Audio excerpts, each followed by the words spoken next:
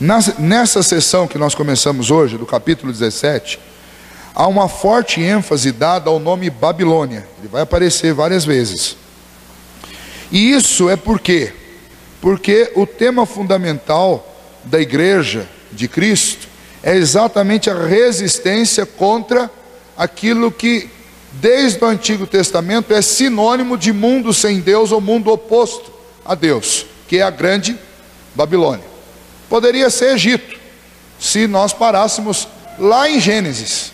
Em Gênesis, o grande representante do mundo sem Deus, ou do povo que não servia ao Deus Yahvé, eram exatamente os egípcios. Mas nós temos a Babilônia por quê? Porque o período de maior sofrimento do povo de Deus, tanto de Israel quanto de Judá, debaixo da opressão de outros povos, se deu exatamente debaixo da Babilônia. Então Babilônia se tornou sinônimo, desde o Antigo Testamento, de mal e de um mundo anticristão. Naquele tempo, anti-Deus. No Novo Testamento, fazendo uma alusão a Cristo, anticristão ou anticristianismo. Então, o nome Babilônia aí aparece como sinônimo de mundo que faz oposição a Deus. Um outro aspecto é que o livro de Apocalipse nos mostra 5 inimigos. E esses 5 inimigos começam a ser vencidos aqui.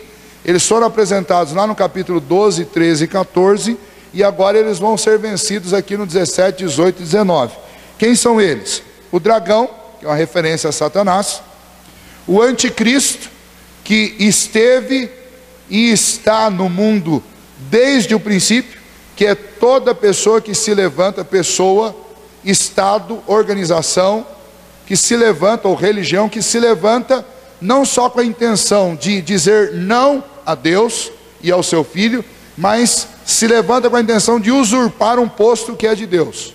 Então, o pensamento anticristão sempre esteve, mas no Antigo, na carta, na revelação em Apocalipse, João vê uma pessoa que ela vai personificar todas as intenções de todos os anticristos que já passaram no mundo.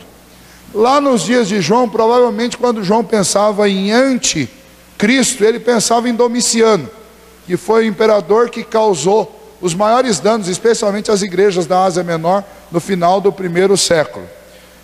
Obviamente João não está dizendo que ele era o único, mas se fosse para ele dizer, no seu tempo, escolher alguém que poderia caber no papel, seria Domiciano. Mas ele, obviamente, está fazendo a revelação de um período tão longo que ele não consegue datar, ele chama de milênio, ou ele chama de 1000 anos. Então ele diz que é muito para frente, surgirá essa figura. Esse é o segundo inimigo que aparece aí no texto. O terceiro inimigo é o falso profeta. É aquele apóstata, ou seja, aquele que durante muito tempo supostamente serviu a Cristo e ao reino de Deus e virou a casaca. E ele se tornou um falso profeta. Ao invés de servir a Cristo e seguir a Cristo, ele vai seguir o iníquo, ou o homem da iniquidade, este anticristo, que é essa figura que João viu também, e que Paulo fala a respeito dela lá em 2 Tessalonicenses, quando ele anuncia que este ainda não veio, mas ainda virá. E Mateus 24, quando Jesus diz, quando vier o iníquo, o próprio Senhor Jesus anunciou, é uma tentativa de Satanás imitar o que Deus fez enviando o seu Filho. Satanás vai dar a sua força, o seu poder, as suas capacidades, para que um homem possa personificar todo o mal que está em sua mente.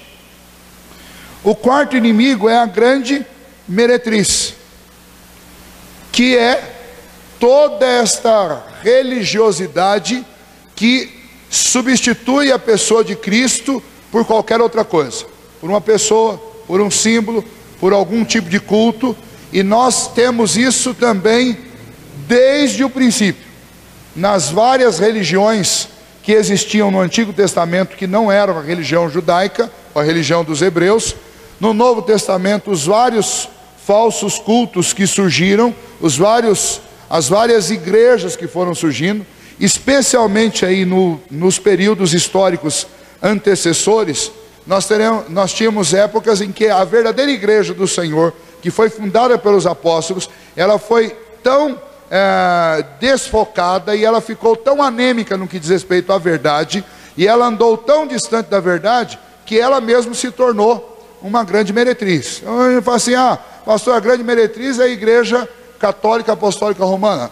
Eu vou dizer para você, é uma delas, desde que se desviou da verdade das Escrituras, mas não é a única.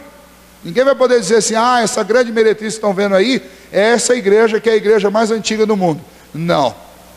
Eu diria para vocês, eu sou capaz de fazer com vocês aqui uma afirmação, que nos últimos dias, os dias que vão anteceder a vinda do Senhor Jesus, esse período que nós chamamos de grande tribulação, nesses dias, essas placas que nós temos, elas vão fazer pouca diferença, porque o que nós estamos vendo no cenário das igrejas, especialmente no que está acontecendo das igrejas cristãs, é que todas estão caminhando na mesma direção.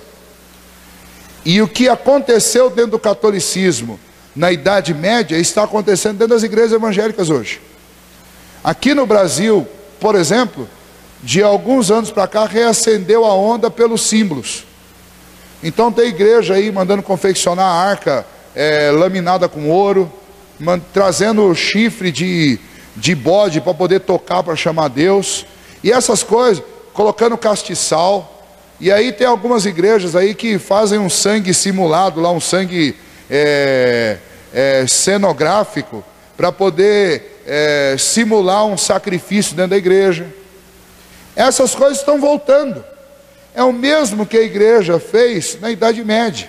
Só que naquela época, como eles estavam muito mais próximos, eles iam lá em Jerusalém, escavavam, achavam um monte de ossinho lá, trazia e colocava na igreja, e dizia que é osso de algum apóstolo, osso de algum mártir, e aquilo ali era um grande desejo de consumo da igreja. As cruzadas foram tanto para retomar a terra prometida, quanto para trazer algum tipo de objeto, entre aspas, santo.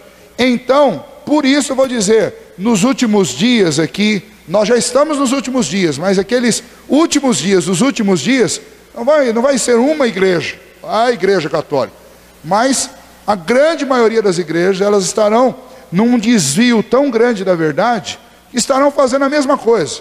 Vender pedacinho do céu, já tem igreja evangélica vendendo aí faz tempo. Obrigando o crente a pagar penitência para perdão de pecados, também já tem.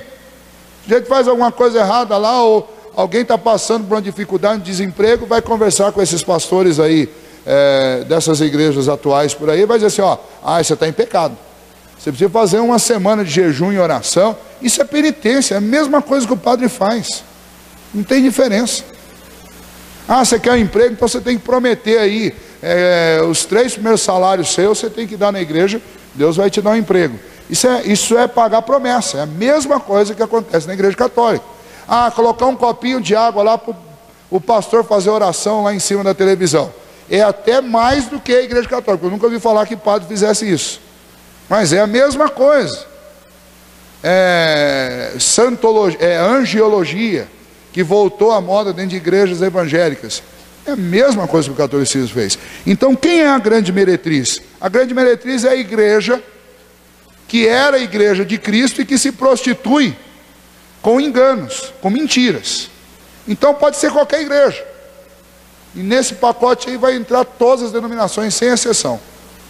Então hoje, a gente diz assim: a igreja do desvio é a fulano de tal. Não, se você quiser pensar em desvio, toda igreja que não tem como o fundamento da sua doutrina, da sua fé, as escrituras, é uma meretriz.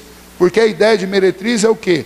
É a ideia de prostituição. E prostituição é um termo que para nós aqui ele está associado só à sexualidade, mas ele não é um termo que é associado especificamente à sexualidade, a questão de práticas sexuais. Prostituição é todo tipo de infidelidade. O termo é infidelidade. Então toda igreja que se torna infiel às escrituras, ela se torna uma meretriz. E aqui João está vendo o quê? Uma grande meretriz. Aqui não tem uma placa denominacional. Aqui tem um conjunto, um conglomerado de igrejas que simplesmente se apostataram da fé. E o falso profeta é o grande antecessor desse movimento. Ele prega culto a alguém diferente do próprio Senhor Jesus Cristo. Lembra lá do capítulo 13 e 14? Surge primeiro a besta que vem do mar, que é o homem da iniquidade. ele vem de entre os ímpios, com todo o poder e as eficácias de Satanás. Depois surge o falso profeta, que vem da terra.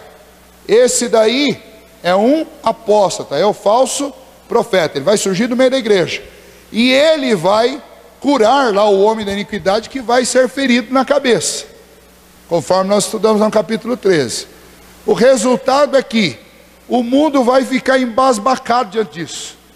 E aí o falso profeta vai dizer: está aí alguém que é maior que Cristo, ou pelo menos tem o mesmo poder que Cristo, só que diferente de Cristo que foi embora, ele está aqui, ó, em carne e osso, e ele vai fazer por você tudo que você quiser. Vai fazer, segundo o apóstolo Paulo, até chover fogo do céu, vai fazer prodígios e sinais da mentira. Ou seja, os prodígios e sinais são verdadeiros, mas eles são para conduzir o povo à mentira, ao engano.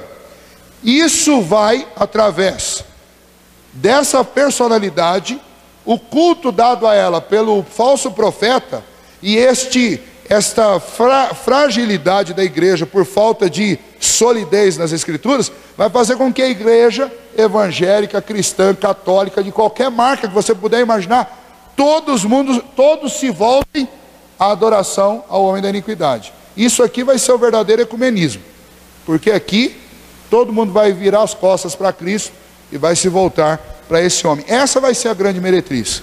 Muito mais do que uma placa denominacional, fica todo mundo tacando pedra lá na igreja católica. Ah, são eles. Não, não são. Eles são apenas uma parte dentro desse processo, a não ser que se arrependam.